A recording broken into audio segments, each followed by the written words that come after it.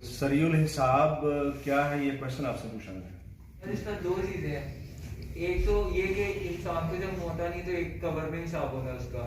میں جو پوائنٹ اٹھا رہا ہوں وہ یہ ہے کہ سریع الحساب، جلد حساب لینا۔ تو جلد حساب کیا ہے؟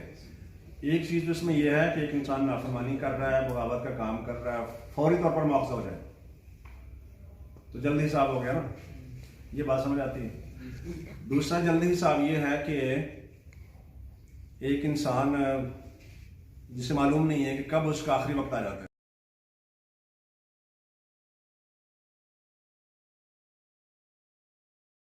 دوسرا یہ ہے کہ انسان کو چونکہ اپنی موت کے وقت کا علم نہیں ہے تو کسی وقت بھی اس کا آخری وقت آ سکتا ہے، تو سریع الحساب تو یہاں ہے۔ اس لیے وہ شخص جو فوت ہو جاتا ہے اس کی قیامت تو قائم ہو گئی۔ ایک تو اوور آل جو قیامت آنی ہے وہ تو ظاہر اپنی جگہ پر ایک مسلمہ حقیقت ہے، لیکن انفرادی طور پر جو انسان کی قیامت ہے وہ تو اس کے ساتھ سٹارٹ ہو رہی ہے، اس کا حساب تو شروع ہو رہا ہے، یعنی موت کے ساتھ ہی۔ تو یہ سریع الحساب ہو گیا۔ یعنی سریع الحساب کا مفہوم کیا ہے؟ قیامت کے دن کئی لوگوں سے پوچھا جائے گا کہ دنیا میں کتنی دیر رہے ہو، تو بعض یہ کہیں گے کہ 10 دن رہے۔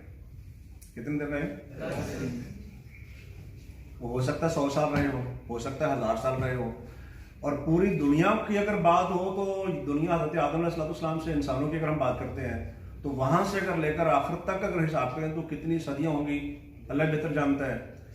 لیکن وہاں اگر وہ یہ کہیں کہ 10 دن، یہ سریع الحساب کیا ہے وہ آپ کو بتانے کی کوشش کر رہا ہوں۔ اور بعض آیات میں یہ بھی ہے کہ کئی لوگ قیامت کے دن یہ کہیں گے کہ ہم دنیا میں ایک دن یا ایک دن کا کچھ حصہ رہے۔ وہ آدمی جو دنیا میں 100 سال رہا ہے وہاں جا کے کہہ رہا ہے کہ ایک دن یا ایک دن کا کچھ حصہ، تو گویا کہ ایک دن بھی اس نے پورا نہیں گزارا، یہ ایک دن گزارا ہے اور اس کے بعد حساب شروع ہو گیا ہے۔ تو یہ سریع الحساب ہے، یعنی ایک دن گزارنے کے بعد حساب شروع ہو گیا۔ یہ جب آپ کمپیئر کرتے ہیں دنیا کو آخرت کے ساتھ تو پھر اس سینس میں یہ سریع الحساب سمجھ آتا ہے۔ اور وہ سابقہ کا واقعہ تو آپ نے سنا ہوگا، سنا ہوگا؟ کتنی دیر رہے تھے غار میں صحابہ کہف؟ 300 سال۔ قرآن کہتا ہے 309 سال رہے تھے، 3 صدیاں اور 9 سال اوپر۔